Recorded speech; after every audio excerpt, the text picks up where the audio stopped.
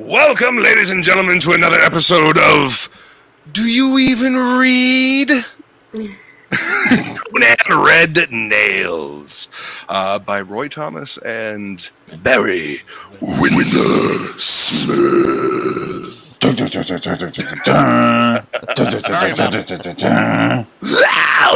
right. What's up, Lola? We picked up a Lola during the intro. Yay! It's Goblin. Thanks for coming in. That's all right. That's all right. I was already called out for being late. Yeah, we were just starting. And well, this would be great because cracking a beer. Just getting started. A woman's perspective on some of the dialogue in this book will be fantastic. Yes. Especially Conan's relationship with Valeria. Valeria, oh yeah, wench. well, I mean, look. Conan is, let's face it, traveling through Hyboria, slinging mad crazy dick, right?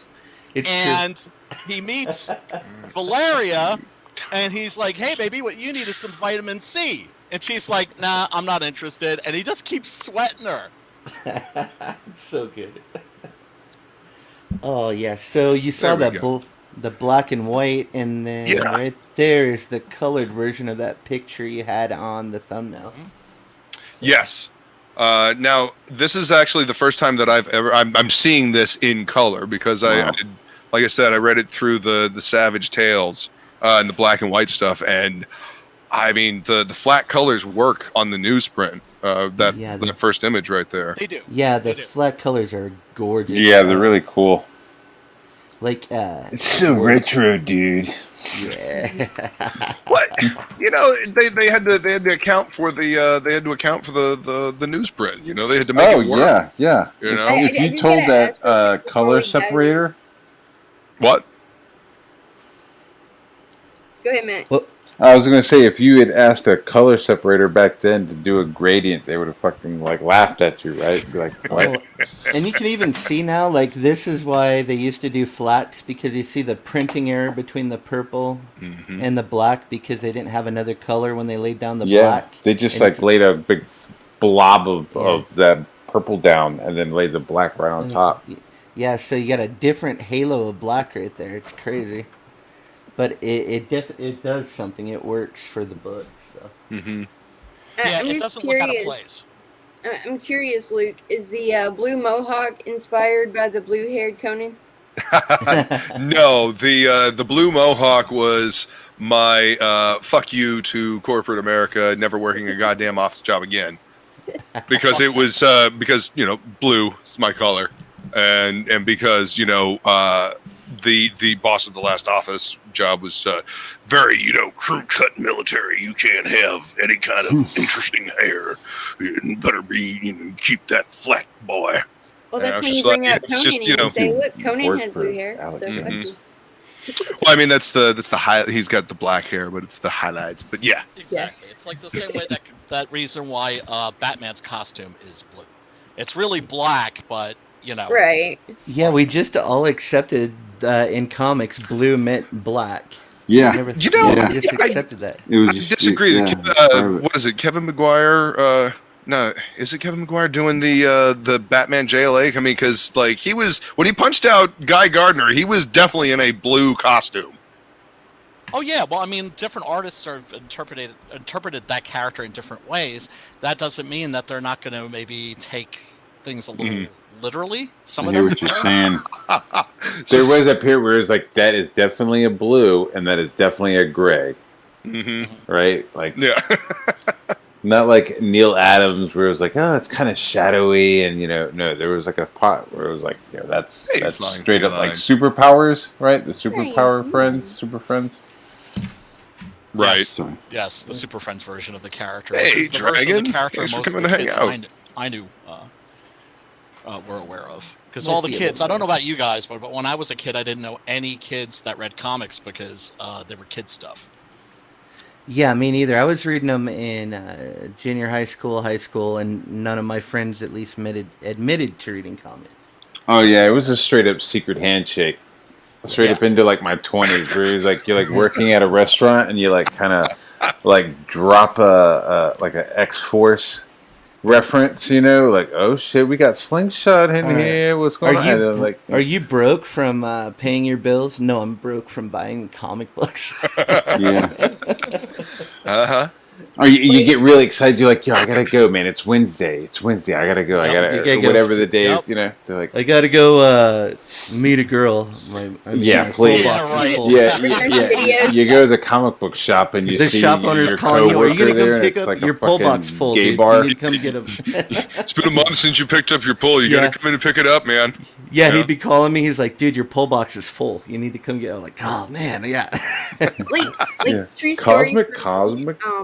I knew what comic books were, but I didn't get really introduced to them until I met my husband. And our first dates were to the LCS. And I was like, oh wow, what is this Wonderland? Nice. What is all of this? Hell yeah. And so that's when I really dove into comics. Yes. And I really got into indie comics. What is his name? Call the character. Huh? Call the character out. Yeah, what's the character? He did Lenore. Roman Dirge. Yes. Yeah. So he want to get into Roman Dirge and Yonan Vasquez. Yeah, Johnny Homicidal Maniac. Squee. And I also found heavy metal. Yes. And Louis Royo and Frank Frazetta and my husband's a huge Conan fan. He loves Conan, so I got introduced to all the Conans and all the backstories to it. That's amazing. You realize that when he took you to that to the local comic shop, that was a test. Mm-hmm. Because we have ways of testing women, and it's just like, okay, I've had enough experiences where chicks find out I'm into this, I'm into that, and you're weird, so let me just get all the weird shit out front. Yeah. He took you right to ground zero too. He just He's like, I eat my toenails and I collect comics. No, I did that to so many buddies at work. We'd go lunch break, and I would bring them to the comic book shop, and you would just see these dudes in their early 30s, just that have never been in a comic book shop, and then their eyes just you could tell, oh yeah, they're hooked now, man. And then then they're going when I'm like, hey, you gonna go to the? No, man, I don't have. Oh man, I'm going to the comic book shop. I'm going right now, man. You ready to get some books, man? Did you read that new issue of Fill in the Blank? Yeah, man. Yeah. And so Lola, the fact that you went, wow, and fell in love with the whole culture, that was, your husband was like, okay, she can hang, she's all right. And the heavy metal part, that's super dope. My mom was dating a guy. Old heavy metal magazines were great. Dude, they ended up getting married, and they're still married. But when they were first dating, he was a manager at an apartment complex. I don't know what the fuck was going on, but somebody moved out and left 3 long boxes of heavy metal magazines and Savage Sword of Conan. Yes. Oh, wow. Right? So I'm 14, 13, format. and this dude is just hey, hey Matt, you want some I was like, holy shit. And I was like, nobody's fucking looked at these. I was like, there's tits in here. There's fucking, and it saved me. Those boxes saved me from the Image look. You know what I mean? While everybody else was looking at Jim Lee and shit, I was looking at Meta Barons and Morbius and shit, Lieutenant Blueberry. You know what I'm saying? It was just Barons, Blueberry, yeah. They're man, did you pick up the new fucking Youngblood? I'm like, are you fucking kidding? I'm reading Meta Barons. Get the fuck away from me. Yeah, I mean, I remember catching tremendous amount of shit because I didn't like Rob Liefeld. And they were like, what? Are you kidding me? He's the best. I'm just why are his characters always seething? They're always, and I just couldn't dig it. I just couldn't relate to it. Because I'd grown up on good comics, the stuff that was coming out in the 70s and the 80s. Mm-hmm. Especially loved the 80s indie scene. Yes. When you had so many indie publishers. You had Eclipse, you had Comico, you had First Comics. Aircell, there was all kinds of them, yeah. Oh, Aircell, yo, wow, yeah. What was the other one? Continuum was out with God. It had like Megaliath armor. They were really well drawn comics. Yeah, it's on the tip of my tongue. There was Neil Adams. Yes. Continuity. It was like Continuity Studios. Continuity. That's what it was. Yeah, yeah. Those he like comics taught were everybody. beautiful. Like, I'm gonna teach everybody how to draw like me. Like, there was like some chicks I saw. I do have studio a couple of those style. Yeah. I think he published Bucky O'Hare even. He did all kinds of stuff. Yeah. That's hilarious. They were actually talking about that on Morning Nonsense this morning. I have old cartoons. I have a whole bunch of those comics. Megaliath armor. Yeah. They were gorgeous. Toy Boy. After Ninja Turtles got so popular and had a series, we got a slew of the anthropomorphic things, and Bucky O'Hare was one of the comic books that got an animated series because of that shit. Anyway, completely off topic from what we're talking about here. Anyway, Conan. It felt really rippy-offy at the time. Well, yeah, I mean, it was the time period, man. I mean, biker mice from Mars, street sharks. I mean, Top but Cats. Huh? I was gonna say Top Cats, but I don't know if they. SWAT Cats. Yeah. SWAT Cats, the Radical Squadron. And I watched a lot of cartoons. Biker. I'm sorry to interrupt, but Biker Mice from Mars. I had no idea that was Bernie Wrightson. What? Really? Yeah. No. Yes. Wow. Yeah, because Preston got this absolutely beautiful poor bastard Bernie hardcover book, and it covered like his whole career, and it had the stuff he was doing towards the end of it, and one of the things was Biker Mice from Mars. Yeah, he was not treated well by this industry at all. Well, yeah. I'm so glad I don't have that one. Like, I have this Bernie Wrightson A Look Back book, and it doesn't have that in it. Thank God.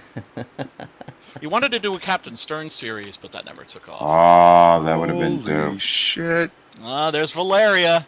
Stern. Yummy. Stern. Look how these flat colors, though. They glow. They're like.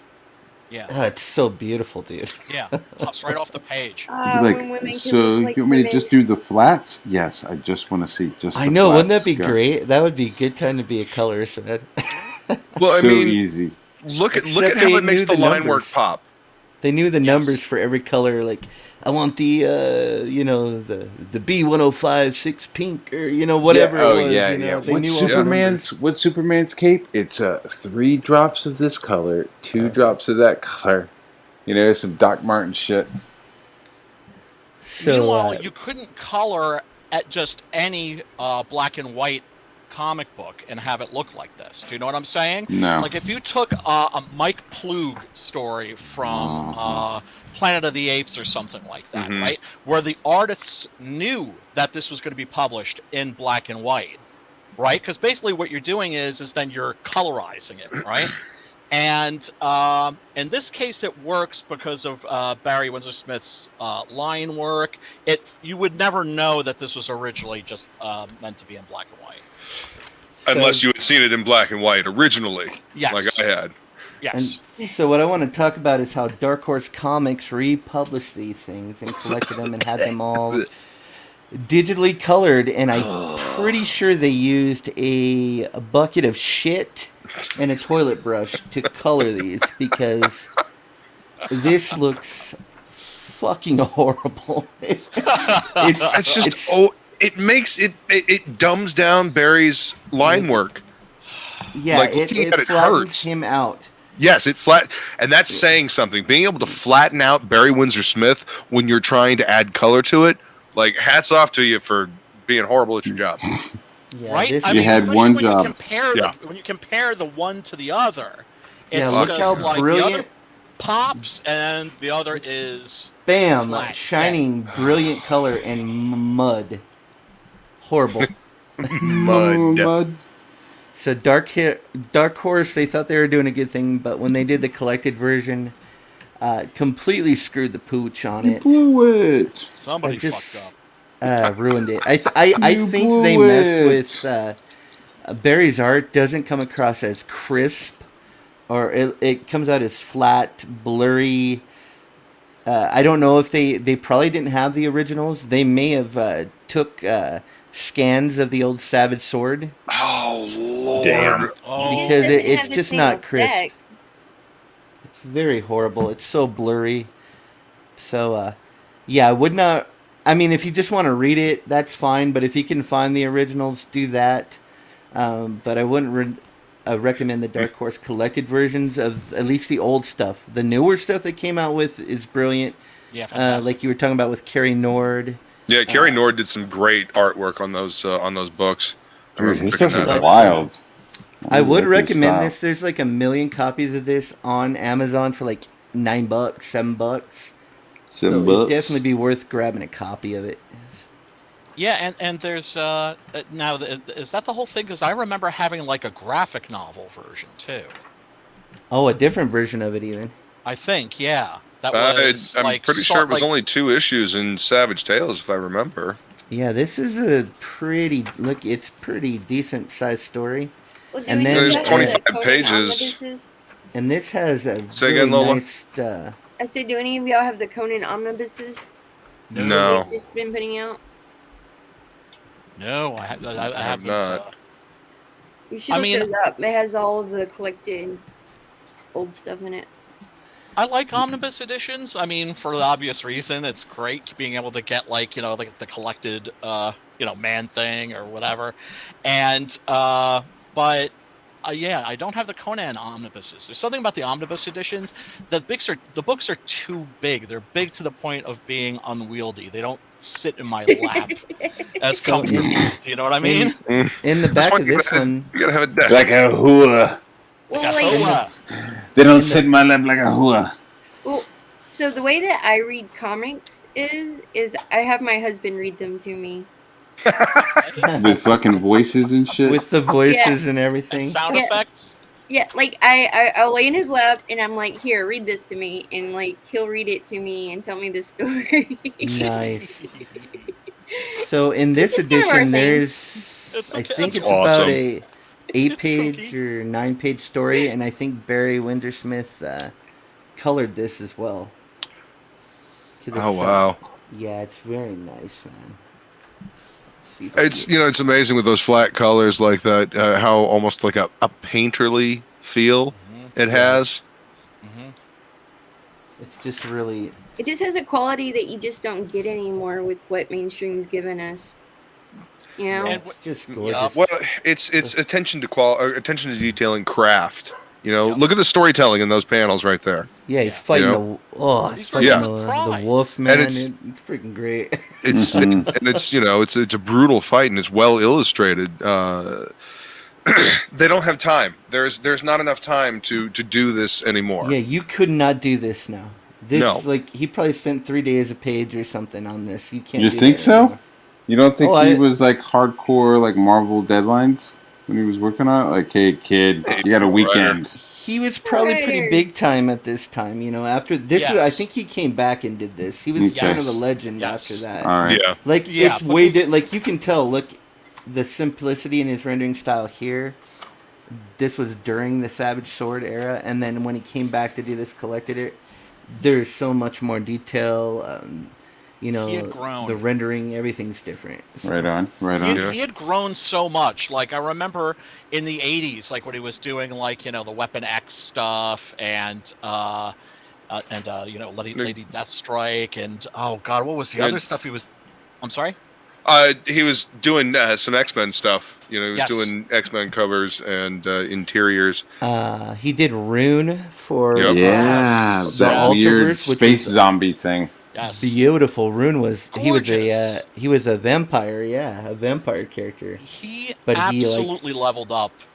Yeah, like in an amazing way. He sucked the power out of. He was a vampire that sucked the power out of all powerful gods. So Rune was a badass. Never. I've seen. I probably have some somewhere that was given to me, but I've never actually read Rune. But I mean, I see Windsor Smith. I usually pick it up and at least look at it. Yeah. Yeah. So, I want to read some dialogue from just the first issue in the here. Voice and character. we'll try it. You can do anything. It says, but that's enough talking for one day. I want you, woman, and I've not come this far just to turn around and ride off empty-handed. So be sensible, you wench. I'm not going to harm you. Damn. And then she pulls his sword on him and he says, do you want me to take that toy away from you and spank you with it? Jesus. Yes. Fucking beautiful. This is machismo fucking... Oh, this is beautiful. Alpha Chad. And here's the thing, too. Like, being like the writer guy here, Roy Thomas was the best custodian of Robert E. Howard's work that we possibly could have asked for. He absolutely, I mean, let's face it, like when the Conan movie came out, right? The one with Arnold, 81, 82, most people were familiar with the character from the comic books. In fact, a lot of people thought he was just a comic book character. You know, these books were very, very popular. I mean, I remember I had the Vigo action figure that had like real lifelike hair. Yeah. Oh, yes. Yeah, it came with like an axe or something. Yeah, and he had the big old grin. Did you ever read Toy Fair? They used to do the Twisted Toy Fair Theater with the Mego figures, and Microm is what he would say all the time. And he's not giving up the whole time. Valeria has told him no. He's me tooing her. Yeah. But he's not a rapist. That's the thing. He's still not a creep. He's just kind of just like, yeah, baby, you want some vitamin C? It's right over here. You gotta admit, that panel is a little creepy where he's sniffing her hair. Well, this is what attracts people to Conan, right? Yes. Is the fact that he's a man's man. He's a barbarian. He's a barbarian. Yeah, that's the thing. He's kind of animalistic. That's what it is. You know, the way that I always describe him is that Conan is the man that every man wishes he was. Oh yeah, he's just a badass. Yeah, and even though they have him come off as, he's always pretty handy grabbing her. She's getting impressed, more impressed with him as it goes on, though. Yeah, well, he's an impressive dude, but also he is actually the good guy. Like, there's a wonderful scene in, oh god, I forget which story this was, in one of Howard's short stories, where Conan is in one of these subterranean cities, and there's a bridge over an abyss, and teetering on one side is a giant cask full of gold and jewels and everything, and hanging from her fingertips on the other side is a wench. There's really, no nice way to say it, right? In other words, a girl that wasn't of much consequence to him. Boom, he goes right for the girl, without even thinking twice. Leaves the treasure behind. Yeah, and the treasure falls. He's just like, easy come, easy go. You can always count on Conan in a pinch to do the right thing. Right here. Hurry up, woman. I've never yet saw the female who didn't run like a pregnant camel. Yeah. Great dialogue. Would go over if this was like the Netflix series.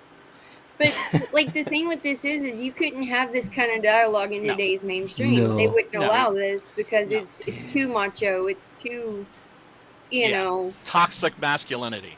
Yeah, and it's such bullshit. I hate that stupid word. I'm sorry. Oh, it's ridiculous. It's ridiculous. And when somebody came up with it, toxic masculinity, I was like, oh, well, that's describing a type of masculinity, right? That every guy has seen, is familiar with, right?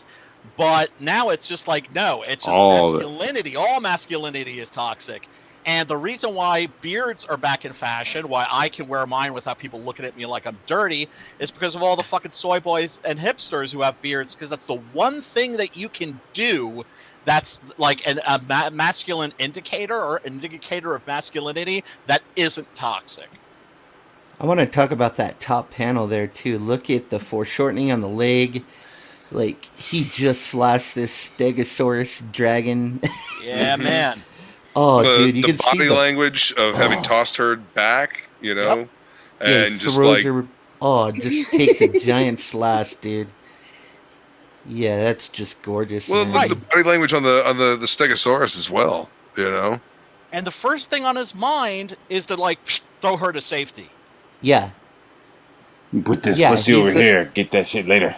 Well, I mean, he's carrying her. You know. Well, that middle bottom panel on the left page. Yeah. I'm looking at the black and white right now, and you know, it reads a little better in black and white. Does it really? It does. Let me see if I can. Yeah, you got bring it up. Digital. And when you bring it up, read that bottom panel, because he may be a misogynist, but look what Conan's first thoughts are of Valeria. Yeah. So immediately after he takes care of business, what he's supposed to do as a man, he shoots right back to, is the woman all right? Is the girl okay? So there you go. Yeah. Well, I mean, that is why we love Conan, is because as much as he's a rogue and a thief and a brigand and a this and a that, he has a code. Yeah. Not a rapist. He's not a rapist. If you talk to most women, most normal women now, they want men like this. You know what I mean? Like, women want men to be masculine. You know, we're sitting here going, please bring his masculinity back. And don't women want men to be more direct too? Do they really want these soy boys Come on. beating around the bush like, I'm your friend, but they really just want to bang them? They're not, I mean... Well, the millennials aren't busted nuts, evidently, compared skinny to jeans. Other generations. I blame skinny jeans. Oh, that looks good, man. I'm sorry, Inky, I didn't mean to cut you off there, bro. Oh, I was just telling them to make that big, because that looks... Okay, hang on a second. Let me stop this, and let me actually open it up in an app. You're not making anything big, apparently. But I'm saying... Oh, wait, I have something for this. This is my channel. Hold on. Where is it? Where is it?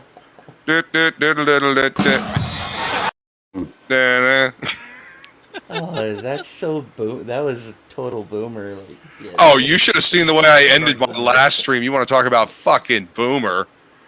Like, I totally, was trying to, be all cool and, do an homage to Literature Devil's line.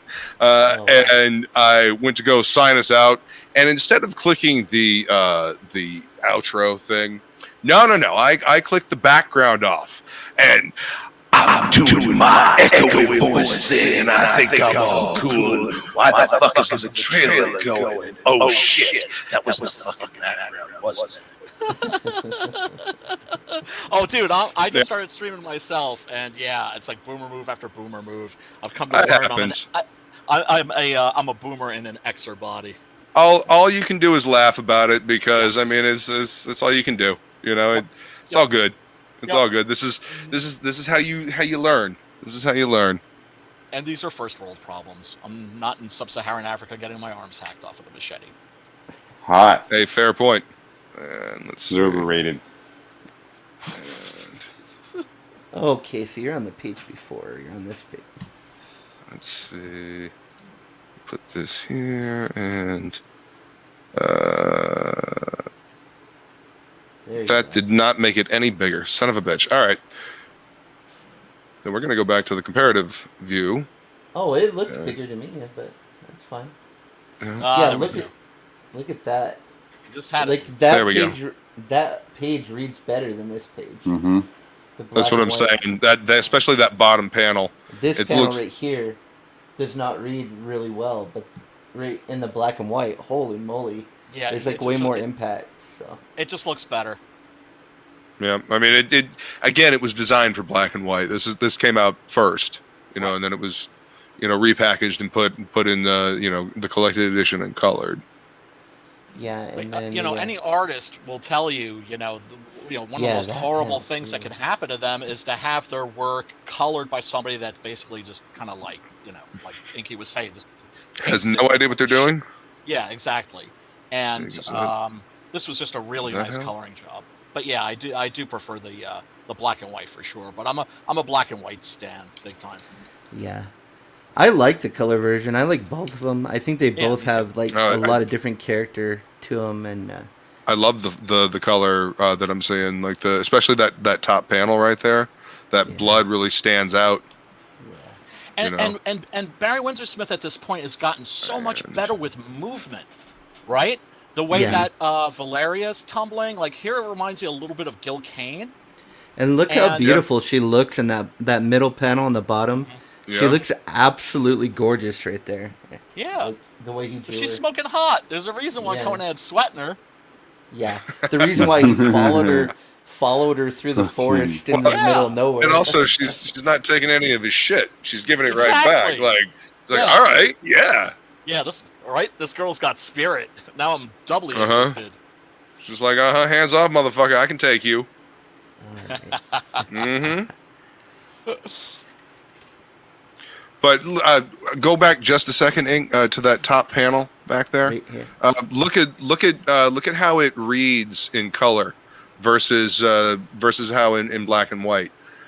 Look at how that little spot of red just draws your eye, as opposed to looking at the black and white. I mean, you kind of really have to look at that for a second to tell what's going on. Yeah. I mean, it's beautifully rendered, and I'm looking at it on a monitor that's vertical right now. Well, yeah, I mean, in color you can go, you can get the different levels. You got the green against the warm, the complemented color scheme draws him forward, and you can really see her too a lot better. She it works in color, so there is pros and cons to both. For sure. But yeah, this is definitely a great version. If you can find the originals, freaking grab them. Because I know myself, I'm trying to collect them all again, and they're getting harder and harder to find. So. Yeah. But if you look at the black and white versus the color, that the color takes away some of that line work, and so you don't get as in depth with the art. This is true. Yeah. I mean, don't get me wrong, I like the color. I think the color in the flats on the newsprint looks, phenomenal. But at the same time, the black and white still gives you that in-depth and detail. Mm-hmm. What it is, too, like when you open these old newsprint comics, you just get that smell that you don't get with new... God, it's like you take it out of the plastic. You take it out of the... You take it out of the plastic, and it's just like, childhood. Right? Yeah. It's for sure, man. It's the newsprint smell, the ink on the newsprint smell. Yeah. It's got that toxic masculinity smell. Yes. I mean, it's the same smell that you get from books. Except we were just called nerds back then. I'm imagining the newsprint case, the lawsuit where everybody's suing. Did your loved ones have comics? Did they snip them? Right. You have we have page in black and white language. Holy shit. What's it called when a whole bunch of people sue industry? Class action. Yeah. You could be a part of a class action suit against the comic industry. Was this when they had lead in the inks? Yeah. That's what everybody's sniffing. Hallucinating. There's asbestos in the fucking in the ink. Do you have this page in black and white, Luke? Which one is that? With the skeleton warrior. I'd like to see, this page is beautiful in color. I'd like to see how it would read in black and white. It's like his anatomy here and everything. Yeah, I love the way he draws skeletons. I mean, in Weapon X, he just kind of went nuts, and it was fantastic. Playing feline, just comic sniffer. These bottom two panels. What's wrong with being a comic sniffer? Cow. Come on, man. Let me get that comic sniff, dog. I mean, isn't pretty much every book lover, if you're a person of the page, aren't you? Go pick up your favorite paperback. Like paperbacks are still printed on newsprint. It's the same smell. Yeah, it is. Yeah. Sometimes it's like a chemically, like a different kind of smell, but sometimes if it's not, or if it's freshly printed, sometimes it can be overwhelming. I got one with fresh from my body, Sullivan on it or something, because it was like almost like a gasoline smell. Yeah. Oh yeah, look at that. Oh, that's look how much cooler that is. So rad. Wow.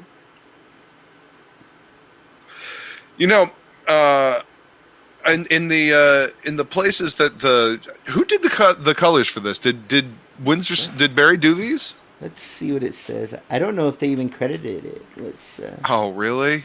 Yeah, maybe. Oh, they just went with the original and they just threw some colors on there. Yeah, I don't think they credited. Shut up, Billy. Shut up, Billy.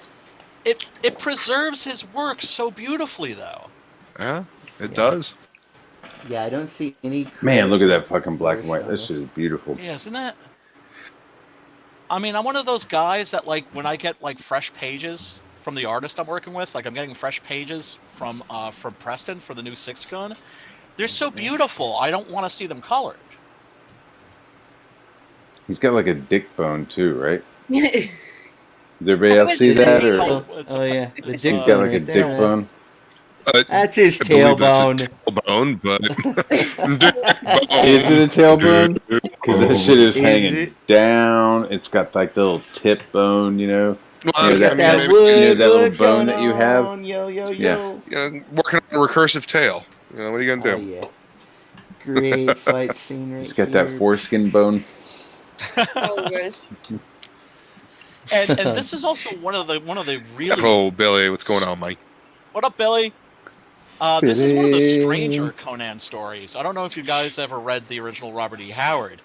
It's, a typical lost city, but it's just really, really, really freaky because you've got, like, these two separate tribes of people that are trapped there and have just been warring with each other. And then Conan, of course, and Valeria find himself in the middle of it. And then, naturally, deep underneath in the catacombs, there's nasty stuff. The thing that lurks. Yep. Always. So why are they trapped? You got these two groups of people. They've been there for what, like generations, or just for a couple of years? I think they've been there for generations. Jesus Christ! So are they like?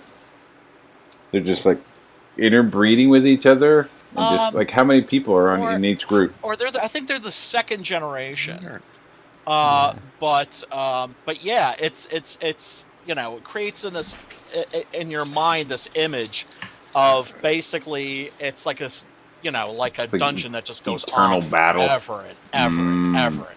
Yeah, oh, okay. The place is just huge. Didn't Star Trek: The Next Generation do like an episode where if you died on the planet, like there was a thing and you kept them alive? I mean, that always reminded me a little bit.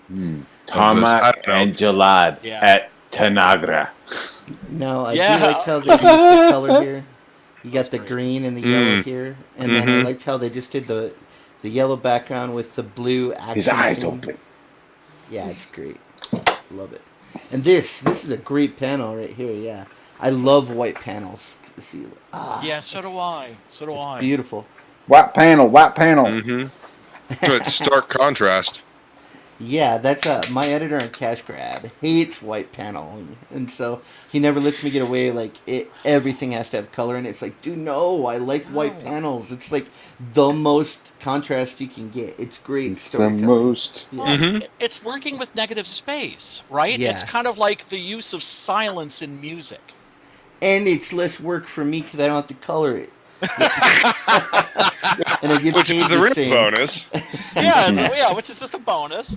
No, look at the white here. Everything's silhouetted. You got the silhouette on the fight scene right here. It's beautiful. That's a good page right there. That's a great double page sequence. So, Let me see. This dude. I think I have that. I'm gonna check my aquarium here. Yeah, planning on using Conan for nefarious purposes, naturally. Oh, this book is just beautiful. Person of Conan's stature used as a sacrifice. Powerful sacrifice. I mean, even this page is so, they're interesting, but even though they're pretty much just a 6-panel grid, they still come out great. So. Well, they're really dynamic too. It has a dynamism that wasn't as present in his early Conan stuff. Yeah, when he was learning. There's some of his Conan stuff that I don't dig that much, like the really, really early stuff. Yeah, I don't like his early stuff at all.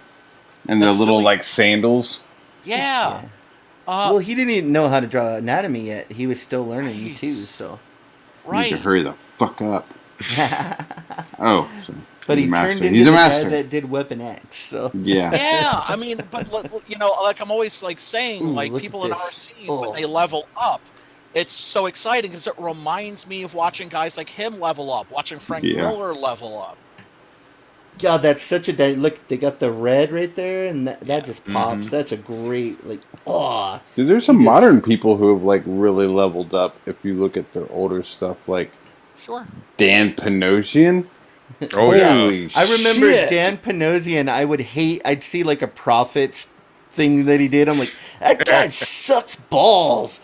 Yeah, dude. I'm like, I love Dan Panosian. I will drink his fucking bathwater. And then I have a comic of his where he did 10 pages or 5 pages in it, and it's dog shit. Yeah, he did some horrible work in the Image days. Oh my god, really man! Bad. But his stuff now is artisan. It's like European level fucking shit. You know what I mean? That's the future, I think. Yeah, I agree. I don't think the future is manga, not for Western comics. In terms of style, I think it's the French style, the French model. Oh yeah, I'm down with that. I like European. They treat comics like fully big budget movies over there. Yes. Oh, they give a fuck with hardback. You know. Right, exactly. They spend 3 and 4 years drawing it. Yeah, it's beautiful. Yeah, and you don't find it's not like with a lot of contemporary comics or even comics back then where you had some panels that's okay. This is amazing. Every one of them. Every page has that same level of quality, that same level. Mm-hmm. And what's cool is that it's not a lot of superhero stuff. No, it's comics doesn't have to be superhero stuff. It doesn't. That's the glorious. That's the born out of the superheroes are born out of the pulps. Yes. But I mean, comics as a medium was comic strips. I mean, there've always been little pictures used to tell stories. Yes. And then comic superheroes kind of just blew that up. But it's a medium to tell all stories. And how much balls does it take to put just black shadows over the faces of your characters? Yeah, check that out. That you have to be confident. Space, and you laid this page out, and now you're gonna lay black over these characters' faces. It better be right, or it's gonna look like dog shit. And your silhouettes better be correct. Oh, it's gorgeous, dude. Look at I'm this. I'm about to say something that's probably gonna get me ripped apart, but I'm not a cape and cowl person. I don't like superhero comics. Not anymore. I'm not. As a kid, I enjoyed them, but as I got older, I definitely started gravitating towards stuff that was not superhero, but was still comic book. Here's the thing about superheroes and comics: there is something about the two, about that medium and that genre, that I think has a special alchemy. Oh, absolutely. Mm-hmm. Absolutely. I'm definitely not saying there's not a place for them and there's not, people out there who enjoy them. Yeah, there should be. I mean, I believe in diversity of genre. One of the biggest mistakes the American comic book industry ever made was basically turning to 55% of the population and going, we're not interested in your business anymore. They stopped making comics for girls. I can't believe that these titties weren't popped out right here, though. If this was in Savage Sword, you would have thought they would have popped them babies out. But... What's up, Johnny? Well, they could get away with more, but they couldn't get away with that much. Yeah. Although they showed Beverly cans. Right? They showed Beverly Schweitzer's cans in the first Howard the Duck magazine. He's got this shadow just play straight over him.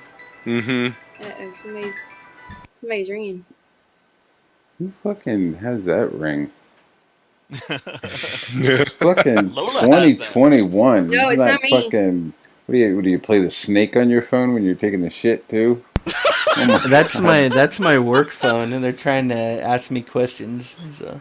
Yeah, see, I told you it wasn't me.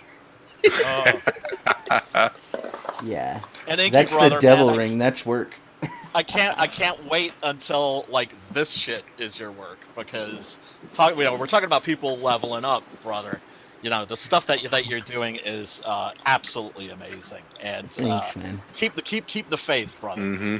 Well, my ultimate goal right now is I finally got on some EVS stuff, so I'm like half of that book is against a former pro colorist, which seems like a pretty nice guy, but ultimately I'm out to make him look like a fool when his pages are next to mine. Yes, that's I'm hungry for it. That dude's been in the industry.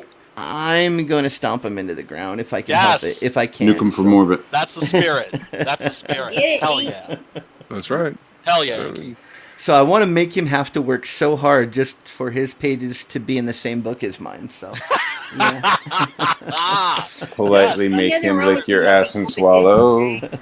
Yeah, don't worry. Yeah, you're gonna be fine, Inky. Yeah, you got. Yeah. No, attitude is correct. I was like, welcome to Comicsgate. Happy you're here. Now it's a knife fight, buddy. Yeah, I'm gonna stab you. I'm gonna cut you. Friendly competition. Friendly competition. You know? Well, see, that should encourage us all to work harder. Yes. Yeah, it does. Yes. Rising tide lifts all boats. Oh shit! Yes. Look what they're doing. Look what my boy Ink is doing. Shit, that means I got to work harder. Exactly. Yeah. You know, look what Matt's doing on Rock and Roll Ninja, and shit, I got to work harder. You know, that's what I'm saying. It's the Schwarzenegger principle, right? Where it's like, I'm going to bust your balls, I'm going to ride your ass, but I'm going to do it like in a friendly way, and just by always being ahead of you and blowing you away, you're going to have to like always fight to keep up with me. But that's going to bring your A game out. Yeah. That's going to make you the best that you can be. I just don't want any pros coming to our indie scene that we finally got going. There's guys like me that never really got going. I know. I just lived in the wrong place. I had the wrong set of circumstances. Yeah. And so now I have a second chance. I'm hungry for it. I'm going to get there. Yep. I don't care if you're going to come over from the pros, you got to bring your best. You better be on your toes, because all of us creators that are getting our second chance now, our goal, we're going to make it. We're going to make it. So Seriously? Like, somebody was asking me the other day, like, Brian, you do this a lot, this gesture. What does this mean, right? It's a kung fu thing. It's the warrior and the scholar, right? And you got your warrior spirit and you got your scholar spirit, and you're gonna whip much ass. We're gonna whip much ass, onward and upward. Absolutely. And keep growing, keep learning. Always, always, and never. Like, one of the best things I pieces of advice I ever got as a writer was like from this teacher that I really kind of idolized, and she was like, Brian, you're really smart and you're really talented, but unfortunately, I was like, well, what? And she's like, yeah, but unfortunately, you're also really lazy. I was like, huh? And she was like, yeah, well, you see, that's the problem, is sometimes when people are talented and, or they can just fall back, they don't always bring their A game. It's like if you watch like Marlon Brando in one of his later movies and you watch him in On the Waterfront or something, where it's like, I'm so awesome that all I have to do is just show up. Yeah. Right? Resting on your laurels, sitting on your haunches. Exactly. No. Yep. You want to be like Hawkeye, who at like what, age 80 something was like, if the heavens will just grant me 5 more years, then I will be a true illustrator. Yeah. He lived another 3.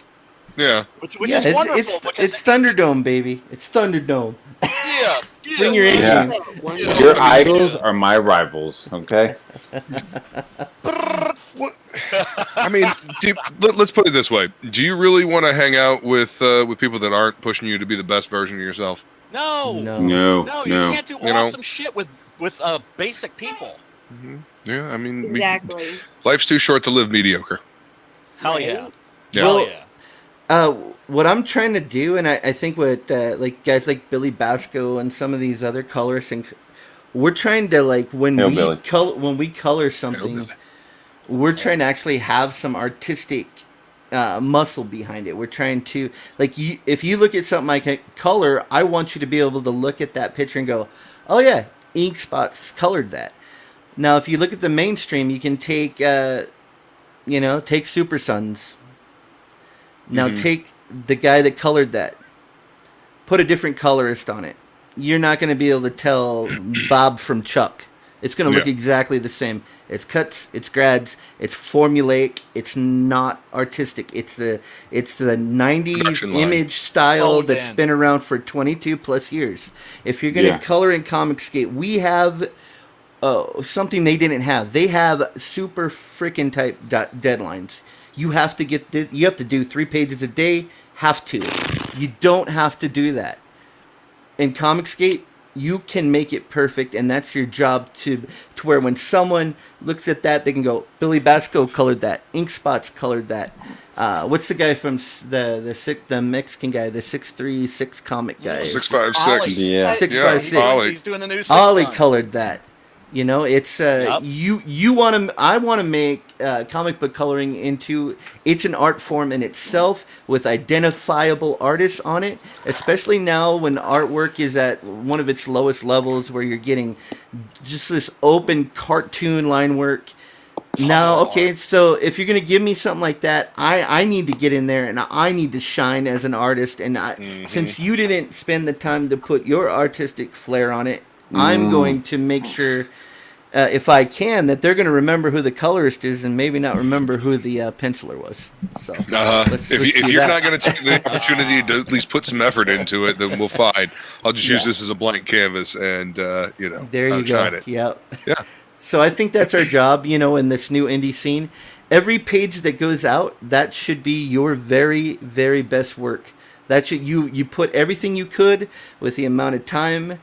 You didn't cut corners, even if it's not the greatest. I know I've colored pages that ain't the greatest, but I know at the moment that I created that was the absolute best I can do. In my next page, next time I color something like that, it's going to be better than that. Or next time I draw something, it's going to be better than that. So it's a revolution, man. All of us old guys are, that never were able to get into the industry. Doors wide open. If you want to be a comic book artist, there's no one holding that door shut saying you can't do this. Not anymore. You just do it. You make something cool. You throw it in front of an audience. If they like it, they're going to buy it, and you're going to be successful. That's all there is to it now. There's no gatekeepers anymore. So, storm the gates. Storm the gates. Let's make some more Conan Red Nails books, and use this as a template and go forward from there, my son, and make it better. Yes. Yeah. Preach, brother, preach. I don't know about any of y'all, but I know with myself, like before Comicsgate and before I really got involved in this community, like when I picked up a comic at the shop or something, I would look at the writer and the artist, but I didn't pay attention to like inkers and flatters and colorists, and now I'm like, oh wait. There's all these other people that's involved in this. Like, there's a whole team, Like, oh my God, this is Frank Miller, like by Klaus Janson, right? Or it's like, it's John Byrne with Terry Austin. Yeah. Klaus Janson. I'm paying attention to names. That's right. I'm paying attention. And you can notice, like, look at Janson over J.R. Jr. and then look at everybody else over J.R. Jr. Right. Yeah, there's a distinct difference. Oh my God, those two were like they went together like perfect, man. So. Yeah, that's awesome, dude. What are we looking at? This is the introduction of the Ninja Queen. Cool. Nice, dude. That's fucking rad. That looks like a Ninja Queen to me. Yeah, dude. I love her throne. Holy crap. Holy shit, dude. That's so cool. Like, can you imagine just like getting picked up and just tossed out on one of those stalactites? Yeah, you're fucked. Yeah. Well, also, I love the looking... stalactites and the stalagmites. Oh, that's one panel. Holy shit! I thought that was the page. Yes, yes. Son, yes. That's how you do it. That was one panel. That wasn't the page. That's just one panel, dude. I got stories to tell, dog.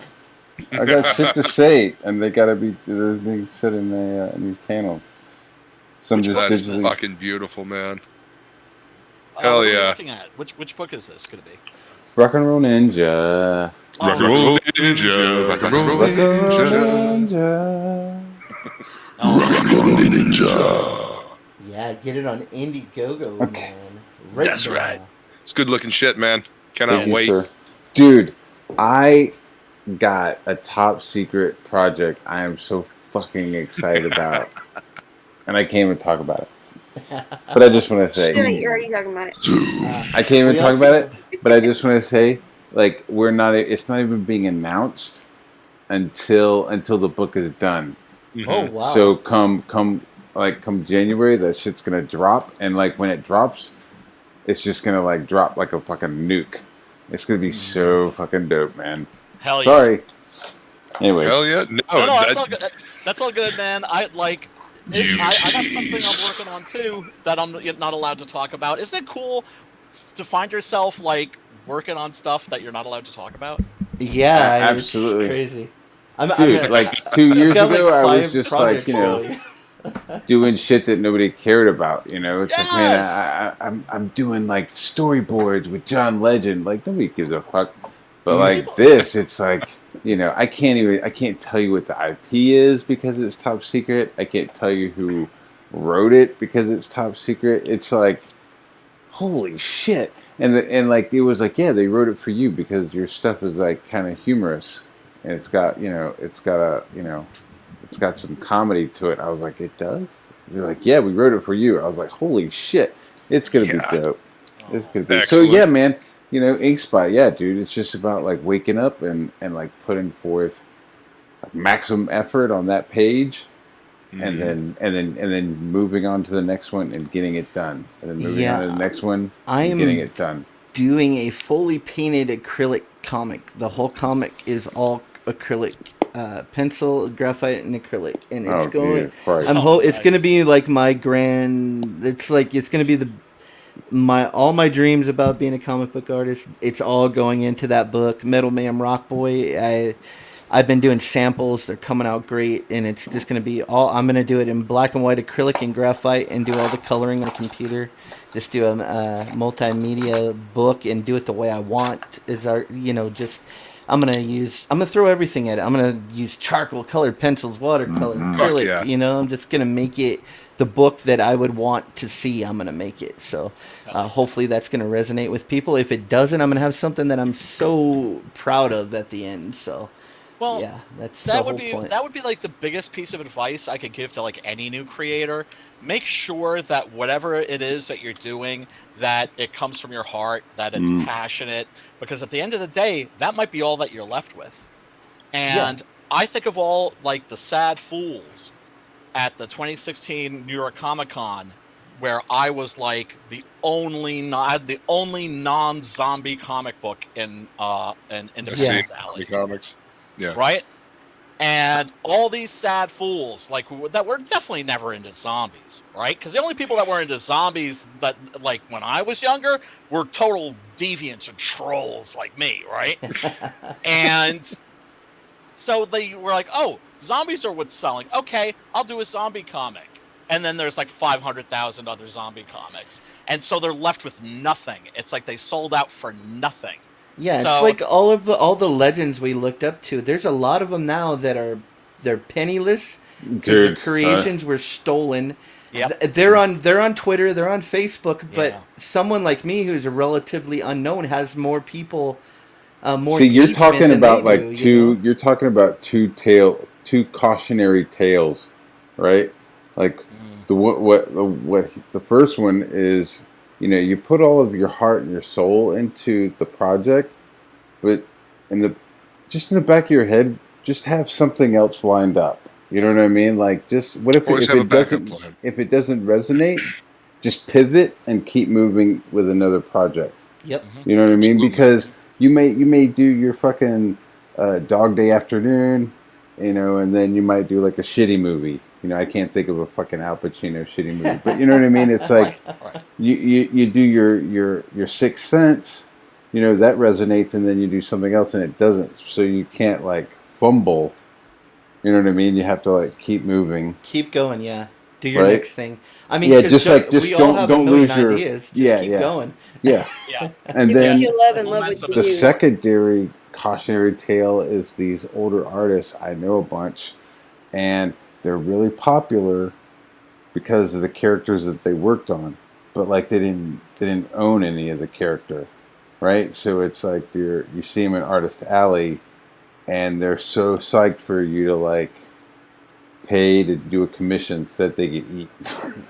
Yeah, they can get a couple And $100 it- bucks. So they So can it's like in keep the power in on. my head, I was just like, okay, like check, like don't fucking work for hire, like make sure you have like a stake in it, you know, make sure that there's like, you know, they can't just like take your shit and fucking tell you to that's hit one the of the door. benefits of doing indie comics, though, right? Like you own your shit. Like Yeah, it's yeah, no one absolutely. else's. Nobody can come in and take it from you, and nobody can give it to someone else. Nope. Like it's your IP, and you can Mhm. do whatever you want with it. Yeah. Like if the big two came to me, I don't think I would work for them. I don't think I would want to put my Isn't that time interesting? into Isn't that. that Like, interesting? It's like we spent our lives, yeah, most of our lives, on the outside looking in, and now we find ourselves here, and we're looking over at them and going, well, yeah, the people nah. that are inside aren't they're not really Right. inside anything anymore. You know what I No, mean? they're all Like freelancers. we were looking to get into the Marvel that had Roy Thomas and Yeah. fucking, you know, had We Jim wanted to Shooter. walk the Yeah. hollowed halls, you know. Yeah, yeah, we were looking to Yeah. get into Yeah. that Marvel, and like It those guys doesn't are exist all anymore. gone. Yeah, Yeah, those That's guys. we because want- long gone. We wanted to be Barry Windsor Smith. We wanted to be John Buscema. We wanted to Yep. be our heroes, and now there just isn't that anymore. Or there's very few and Hey, far Pops. between. Yeah. Yeah, Because Well, they it's a pulled out pickle. the CalArts and Tumblr, so Yeah, there you Well, go. I mean, it became more of a production line, and you know they don't give the artists enough time, and they just want to churn and burn anymore. And And I'm wondering about the because of the success of the movies, you have people that just want to write this because it looks good on a resume. Resume. Or Yeah, that exactly comic what I'm book saying. is Yeah, you not. have people It's there, a movie, you know. like the management, the editors, and the people who are running this shit. It's Yep. a stepping stone. Yeah, Like they're like, I'm it gonna doesn't be at matter to Marvel 'em. for a little bit and then be gone. Like you know, Yeah. you had the first generation of people like Stan Lee. You had the creators. Yeah. And then you had the next generation of stewards who like loved the characters, and then you had like a third generation which was like the image boys, and then you have like this new generation of people who like are disconnected from the characters. They don't give a fuck. Yeah, Daniel I'm not Kibble's gonna still- do They don't something you just cool in gotta this keep comic in because there, it won't though. translate to the movies. So I'm just Exactly. not gonna put that in there because Dude. it won't translate well. You know, Dude, they're do you making remember- Dude, comics plus only to go to they movies. send they send all the artwork like to third world countries. We're like, hey, check out this new Brazilian artist, and you're like, this fucking dude is probably eating peanuts. Yeah, he's Yeah. making $26 a Yeah. page. You know, He lives in a But- fucking but shed Matt- and is Yeah. like, I love drawing Spider-Man. Like, yeah, dude. Matt, Yeah, Matt it's- just made a very valid point, though, because like the artists and the people they have working on the mainstream books now, they don't have love for it. They're there for a paycheck, and that's it. You know? Well, especially the writers. Yeah. It seems. Oh my god. No, you know, I mean, writing all- is awful these days. Like, And it's, again, It's almost all hateful. the writers. It's all the almost ri- hateful. It is. It's not almost hateful. It is hateful. Okay, putting Ta-Nehisi Coates on Captain America. Really? Do you know what I'm saying? right? It's like a lot of it is genuinely hateful. Make no mistake. They love taking our heroes and breaking. You know what I say? It's like, okay, give the Coates kid, give him a year on it, right? And then the next year, give the next year to that like Jock Winko guy, that fucking Navy SEAL. Like, let him fucking write Captain See which one America sells for better. fucking, Yep. exactly. Because that would be dope. That would be super rad. That would be doing things on merit, and we've established that they don't do that anymore. It's Yep. Well, I mean, if it's on merit, it's like, hey, you have one guy, you're like, hey, he's a black guy, and he could tell you what it's like to be black in America and a couple of other things, which is dope, okay? So what can the Navy SEAL do? Well, he could tell you about the military and about the more military aspects of S.H.I.E.L.D. or, Captain America. I mean, yeah. There's a merit to, there's merit to it, Yeah. Oh yeah, lived experience, absolutely, and nobody wants to keep anybody out. When you had people that came from the outside, right, from other mediums, right, like from Hollywood or from novels, because before this era, if you wanted to break into the comic book industry, you broke into the movie industry, right, or you sold a New York Times best-selling novel, and those cats came in. People like Christos Engage from TV and Greg Pak from novels, right? And they came in with a real sincerity. J. Michael Straczynski with Thor. Oh, Straczynski did some amazing work on Amazing Spider-Man. He introduced the whole Spider Totem thing. Yes, with Ezekiel and the It made so much sense because when you were like, oh shit, all of his main bad guys are animals. Because I was like, that's clever. Yep, exactly. Exactly. And that's the problem with the comics now, is that the people that are writing it, they're not fans anymore. And you can tell there's no love for it. They weren't reading them. They don't even know who reading shitty adult WandaVision didn't know who Mephisto was. Yeah. She didn't even know who fucking Mephisto was. I was like, what? Well, I mean, and again, if you work in TV, I understand, if you work in TV already and you get put on this project, I understand, but at least do some research on the source material. Like, go look into it at least a little bit. As a kid, we want to do the kids, but we're not going to. Okay, so where's Mephisto? Who's Mephisto? Bother? Dude, as a kid, I grew up. I had that Spider-Man. It was like Spider-Man 60 Years or Spider-Man 70 Years. It was like a real thick book, and it had Spider-Man on the front. And I just remember, this is a kid thinking, like a Marvel comic source. I was just like, okay, I got to remember all this shit because I might be in the bullpen one day, and Stan Lee may come and ask me, hey kid, fucking. What's up with fucking Thor's hammer Mjolnir? Where do you... And I could be like, sir, that's fucking, XYZ. You know what I mean? It was just in my head, I felt like I needed to know this shit because that was where I was going to work. And now at this point, I'm just like, no, thank you. Well, that's the difference between actually loving something and being a... one of those internet girls, I freaking love Spider-Man. Oh my god! And you don't know anything about it, but you're trying to look. It belongs to them now. It belongs to them. Yep. Right. Yeah. Bye, guys. Take it easy, Lola. Thanks for coming. Lola. Peace Thanks out. for having me. Bye, talking, but. I mean, it's kind of been co-opted, but I mean, I have always been of the opinion that more people need to read comics, and I feel like we missed an opportunity by not having, not somehow getting more, continuity between. I mean, they seemed like they were going to try it, release comics that went along with the movies, but you can't do it unless you're going to do that with the entire universe, Look, I don't know. I movies are hardcore, man. Look, this is the dealio. When the Avengers movie came out, they should have had affordable reprints of Avengers comics right there at the supermarket checkout lanes, right? Yep. Do them in digest size. Somebody's kid. I mean, Archie Comics still has digest size Archie at the checkout. There. Yeah, that's what I'm talking about. I bought all my comics when I was a kid at a gas station. Yep. I bought all my comics at a gas station when I was a kid. Spinnerax. 7-Eleven. Yeah, that's where I got mine. 7-Eleven. Yep. Yeah. Which, if there's a comic series by I think it's Howard Chaykin, called Hey Kids Comics. God, it is just a sad, angry hate letter to all the bad shit that's ever happened in our industry.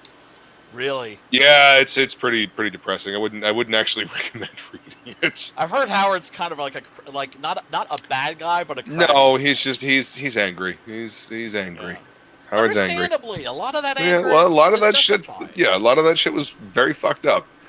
I just remember one of my best moments as a kid was going into the gas station. And I just remember like this specific moment on the spinner rack.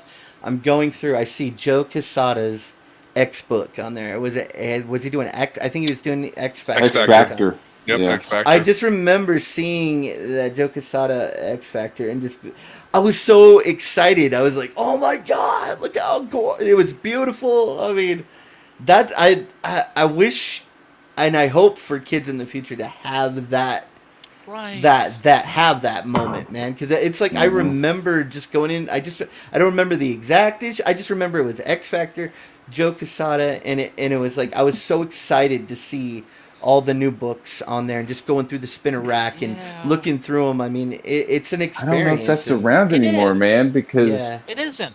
Kids have their phones. You know what I mean? They're not going into the gas station. They're going to sit in the car and they're going to look at their phones, and their parents are going to go in there and.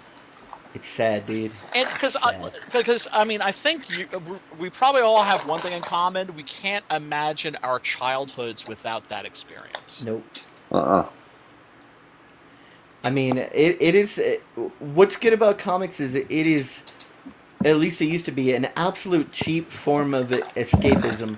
When I was a kid, I couldn't buy the brand new video game. I was from a poor family. I couldn't buy a $60 video game, but I could afford a 75-cent comic. You know. Mm-hmm.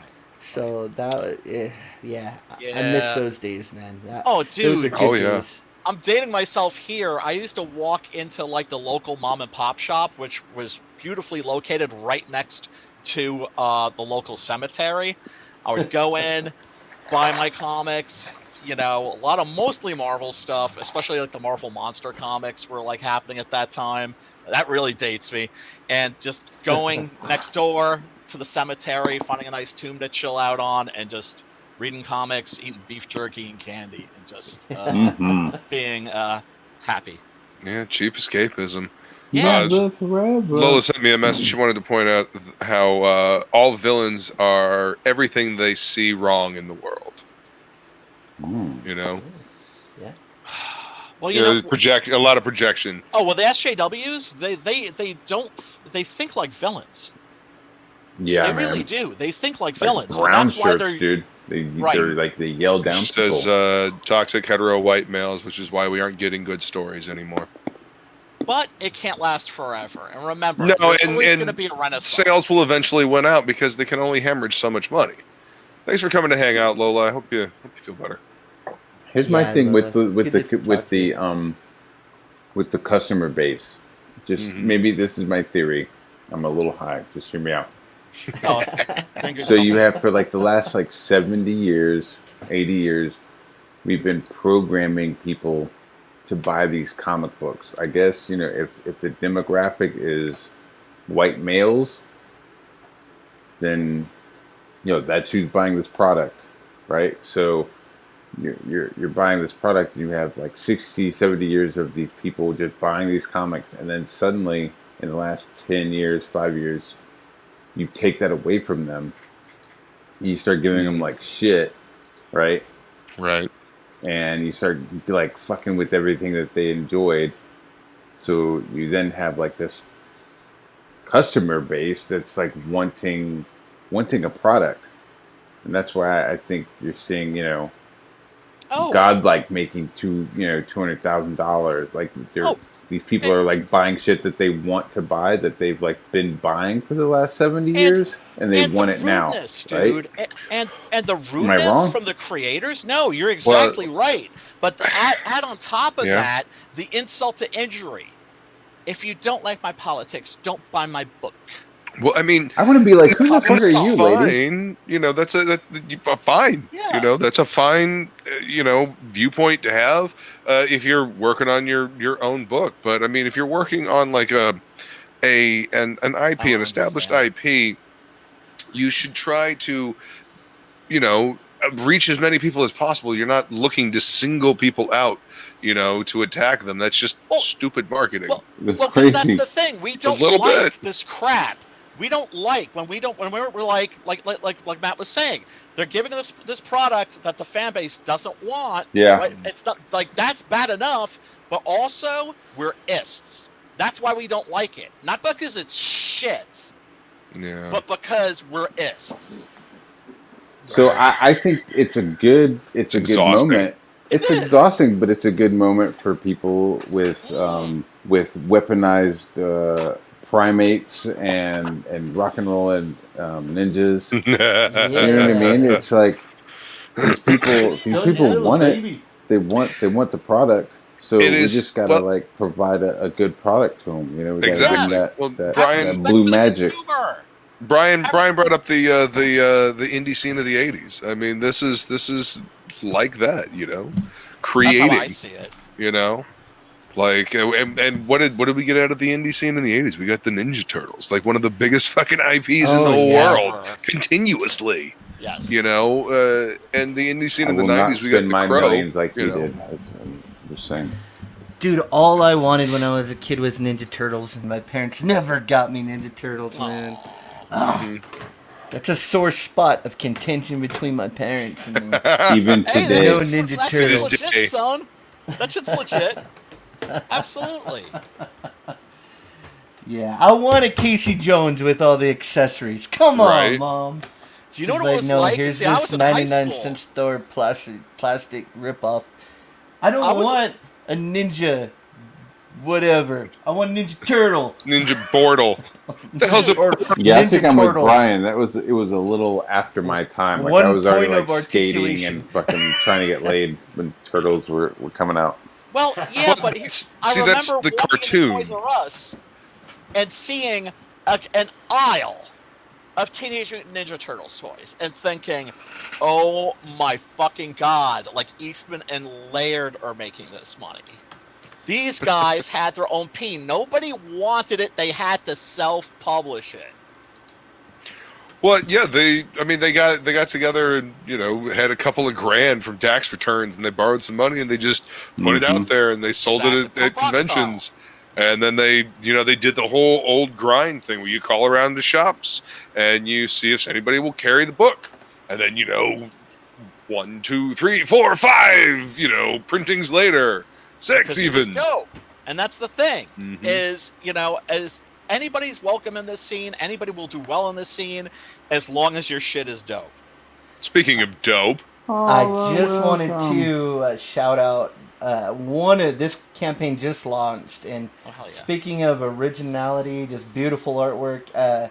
Eric Canetti launched this campaign, and I just wanted you guys to at least check it out. Holy shit! I know. Beautiful stuff. This is what we're talking about when we say bring your A game. This is A plus. Put your love into it. Look at these dudes. Let's look at the height. Hell yeah! Look at this. Oh, beautiful. They're fucking nuts, man. Holy shit! So I mean, it's already funded. I knew it. It's at 24,000. But just Canetti's got a good following, and he interacts with his fan base. Cover, man, just gorgeous. It's beautiful. Yeah. Yeah, look at the colors on that. Outstanding. This dude this is a guy that I look up to. I'm a decent colorist. This dude is like Renaissance man. He does everything, and he's a painter, a colorist, an artist. Beautiful. This is the kind of stuff that he's actually doing it. He's doing what I said. He's like, putting it all on the table. Here's something awesome. Buy it, and that's what comics should be. Just look at 100%. 100%. Look at the action. Really it draws you in. It's exciting. I don't see an entire page of talking heads anywhere. Nope. No. Dude, do you know how much it pisses me off sometimes when look at the lettering? I have to pay a letterer for an entire page, even though there's just one sound effect. You can't help yourself. Yeah, seriously. I'm sorry, Luke. I didn't mean to step on you. No, it's all good, man. It's just look at the love. That's all I'm saying. Yeah. The reason why we loved comics, you know, the care taken with the characters, the investment in the creation of them, it's moved to the indie sector because everybody that's creating comics in the indie sector now loved comics. Mm-hmm. You know, it seems like anybody that's left in the mainstream didn't really grow up reading comics. This is greater than Spider-Man right now. Yes, it is. It should never be that way, but it is, and this is greater than Spider-Man right now. Yep.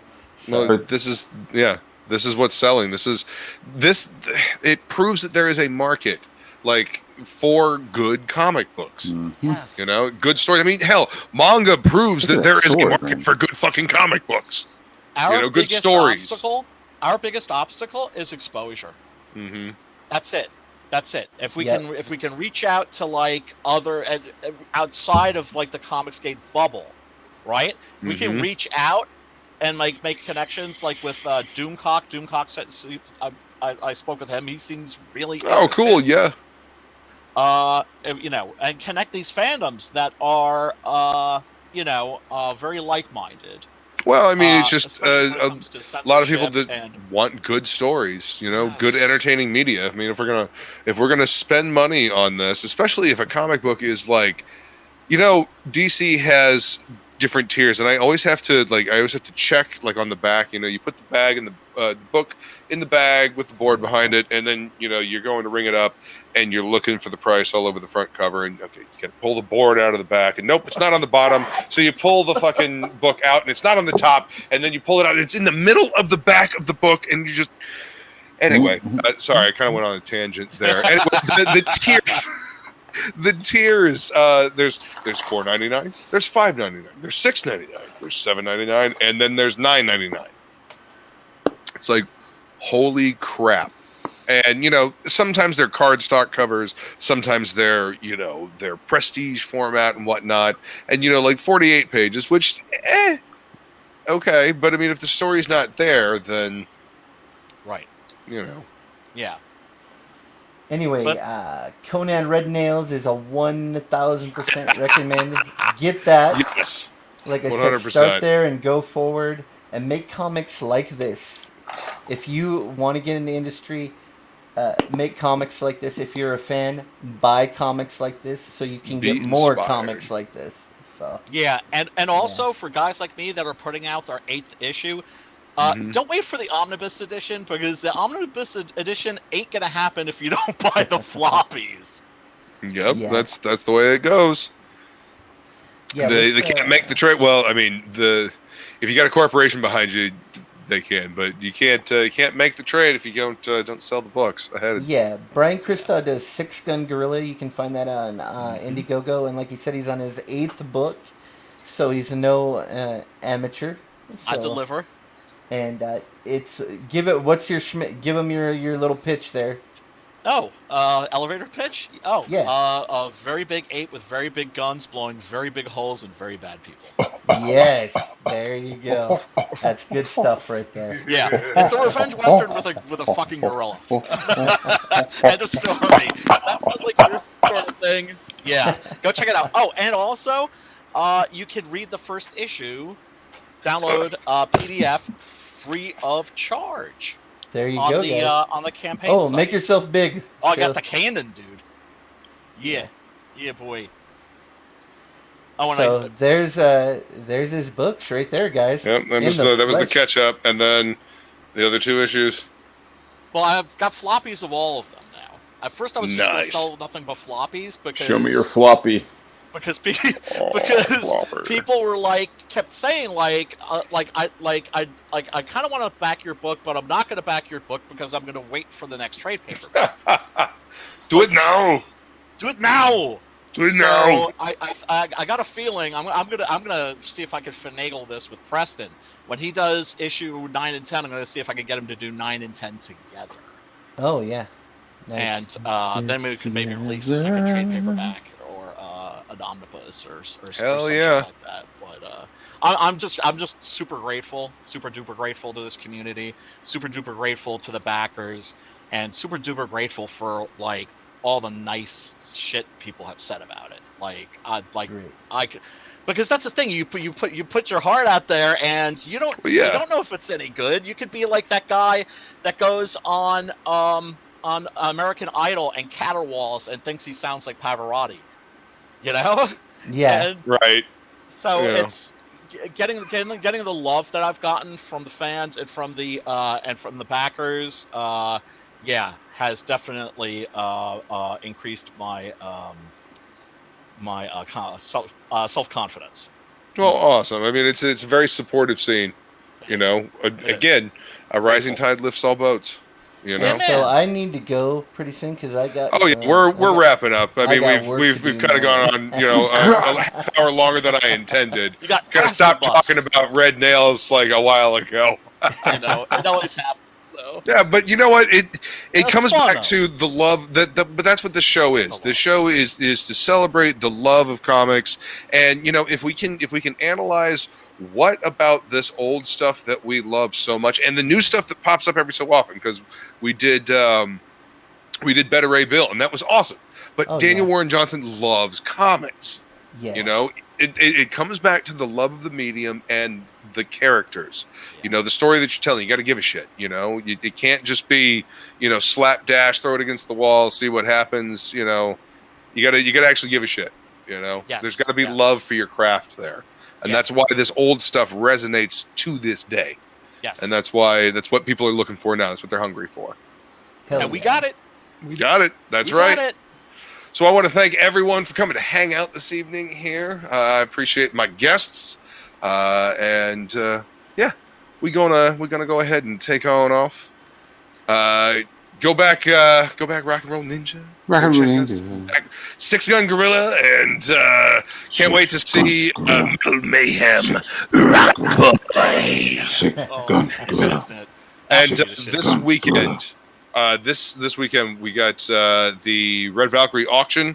Yes. I'm going to be going, I think, between 4 and 6 p.m. I'm on the late show, 8 to whatever, whenever. To the first one.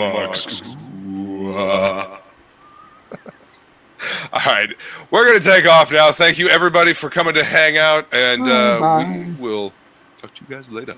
Play seriously. Let's see if I can do this correctly this time.